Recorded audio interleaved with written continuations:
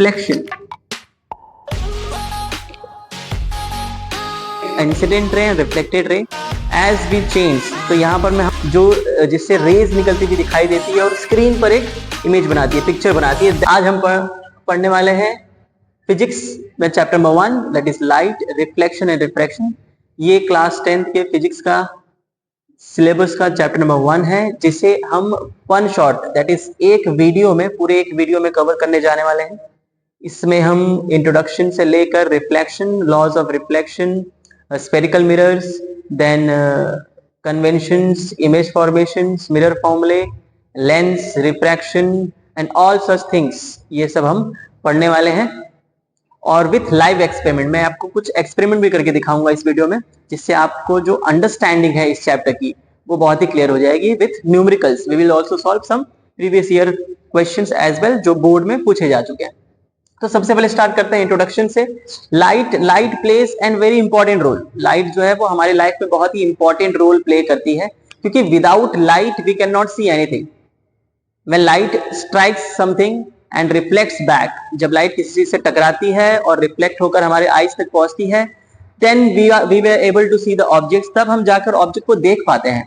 और लाइट सिर्फ रिफ्लेक्शन ही नहीं, लाइट जो है वो reflection, refraction, diffraction, interference, scattering of light, lot of phenomenons जो लाइट दिखाती है। लेकिन इस चैप्टर में हम सिर्फ 2 फिनोमिनम के बारे में बात करेंगे, जो कि बेसिक सबसे बड़े फिनोमिनम्स है, that is reflection and refraction.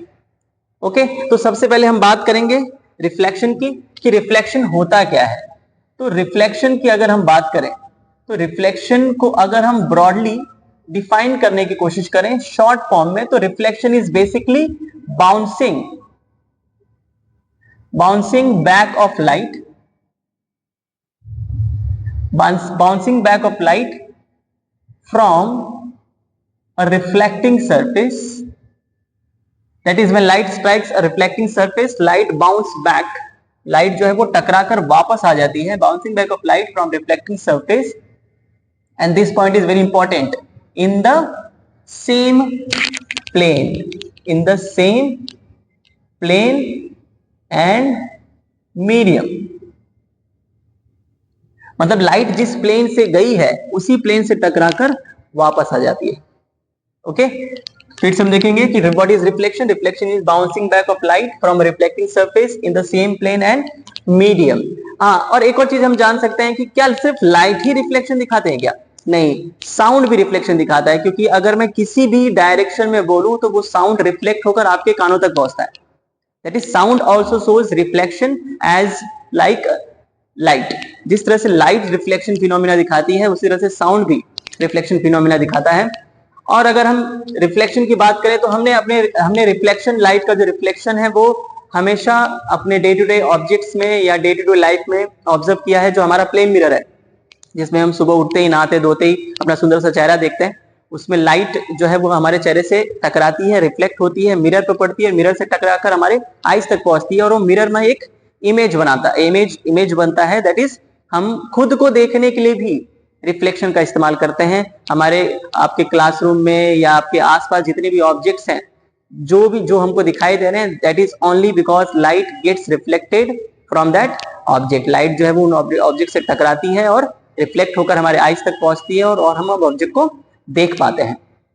Okay, तो अगर हम बेसिक लॉज ऑफ रिफ्लेक्शन की बात करें कि ये जो रिफ्लेक्शंस हैं ये कौन से लॉज को फॉलो करते हैं, तो laws of reflection, there are 2 laws of reflection. 2 laws of reflection है। The first one is angle of incidence. Angle of incidence is equal to angle of reflection. Okay, angle of incidence is equal to angle of reflection. तो अब angle of incidence और angle of reflection equal होता है, तो सबसे पहले हमको ये जानना होगा कि what is angle of incidence and what is angle of reflection. तो अगर आपको ये दिख रहा है तो जस्ट इमेजिन करिए कि this is our plane mirror और ए रिफ्लेक्टिंग सरफेस। ये रिफ्लेक्टिंग सरफेस है, एक लाइट यहां पर इंसिडेंट होती है जिसको हम इंसिडेंट रे कहते हैं, और जहां पर लाइट इंसिडेंट होती है वहां पर हम एक नॉर्मल ड्रॉ करेंगे, normal that is 90 degree to the reflecting surface, and then it will reflect back. in the same plane and in the same medium. Then what is angle of incidence? Angle of incidence is the angle formed by incident ray, angle formed by incident ray and normal, or angle formed between incident ray and normal is called angle of incidence, is called angle of incidence. And the angle between normal and reflected ray, the angle between normal and reflected ray is called angle of reflection.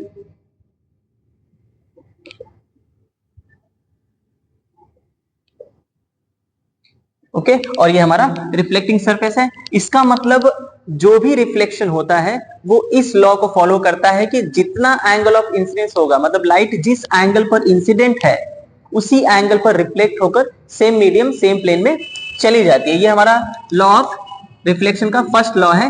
The second law is what? Second law is incident ray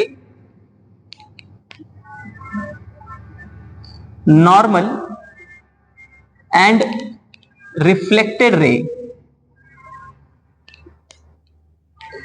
always lie in the same plane. That is incident ray, normal and reflected ray always lie in the same plane. मतलब कि incident ray, normal and reflected ray हमेशा एक ही plane में ये लाई करेंगे। मतलब जिस plane से इंसिडेंट रे आई है, प्लेन का यहाँ का मतलब है सरफेस, जिस प्लेन से ये इंसिडेंट रे आई है उसी प्लेन में रिफ्लेक्ट होकर ये वापस चली जाती है। ओके तो हम क्या करते हैं कि अब हम ये दो लॉस को अब हम कुछ एक्सपेरिमेंट के जरिए स्टडी करने की कोशिश करते हैं। तो चलिए कुछ एक्सपेरिमेंट करते हैं। I have a laser light and a mirror. जैसे ही मैं इस laser light that is our incident ray को मिरर पे स्ट्राइक करता हूं, then we get incident ray and reflected ray as we change। तो यहां पर हम क्लियरली देख सकते हैं कि the angle of incidence is equal to angle of reflection। और जैसे ही मैं इसका प्लेन चेंज करूंगा, if I am changing the plane of incident ray then reflected ray का प्लेन भी चेंज हो जाता है। दैट मीन्स इस तरह से प्रूफ होता है कि the incident ray, normal and reflected ray always lie in the same plane even if I change the plane of the mirror। अगर मैं मिरर का प्लेन भी अगर चेंज करूं, then also the incident ray and the reflected ray change is plane, लेकिन तभी भी the plane of the incident ray, reflected ray and the normal will always lie in the same plane। तो इस तरह से इस experiment से, एक छोटे से एक्सपेरिमेंट से प्रूफ होता है कि the angle of incidence is equal to angle of reflection and incident ray, reflected ray and normal always lie in the same plane।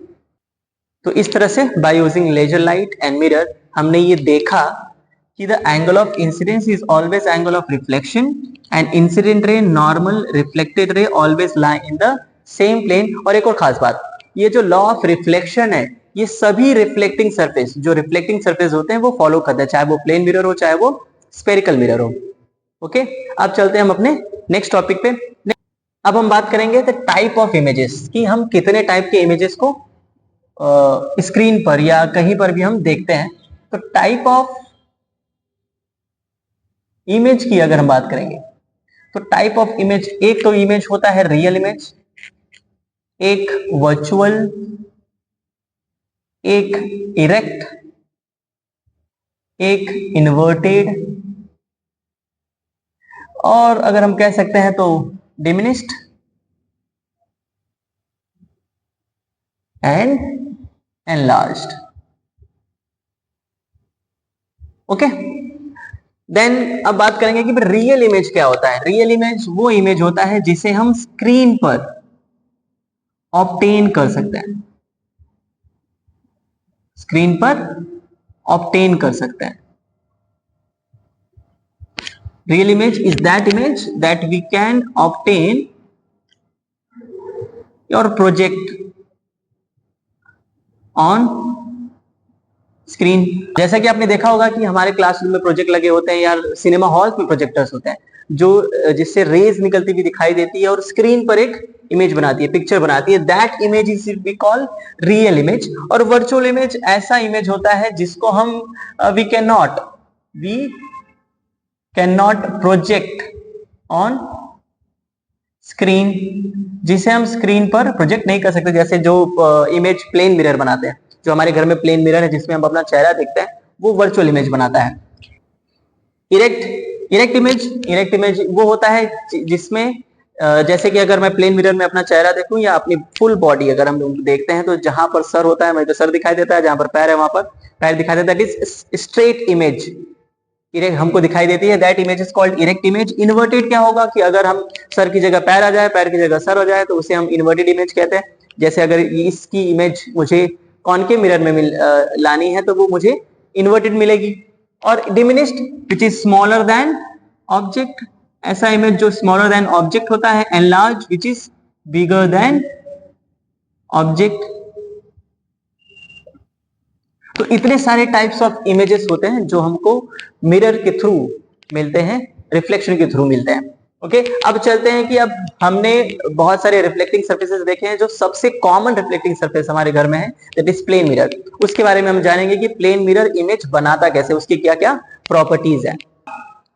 Image formation through plane mirror. सबसे common mirror जो हम अपने घर में पाते हैं वो है प्लेन मिरर, जिसे हम रोज सुबह शाम अपना चेहरा देखते हैं। तो ये प्लेन मिरर जो इमेज बनाता है, इसको कुछ खास बातें हैं, that is characteristics of images form by plane mirror. वो पहली खास बात ये है कि it is a virtual image.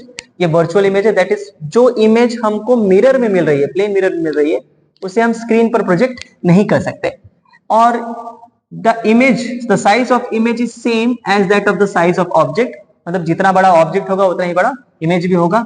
ऐसा नहीं होगा कि आप अगर 4 फुट के हैं तो उसमें 5 फुट के दिखाई देंगे, 3 फुट के दिखाई देंगे। और ये लैटरली इन्वर्टेड इमेज बनाता है, that is left hand side will become right hand side and right hand side will become left hand side. Vertically lateral inversion होता है। और distance of image is same as that of object from mirror. मतलब जितने distance पे object को रखा गया है मिरर से, उतने ही डिस्टेंस में मिरर के बैक साइड, मतलब मिरर के other side, behind the mirror, image जो है वो फॉर्म करता है। ठीक है, फिर से याद करेंगे कि वर्चुअल इमेज है, सेम साइज बनाता है, लैटरली इन्वर्टेड है, और distance of image is equal to distance of object. ये हुआ the image formation by plane mirror. लेकिन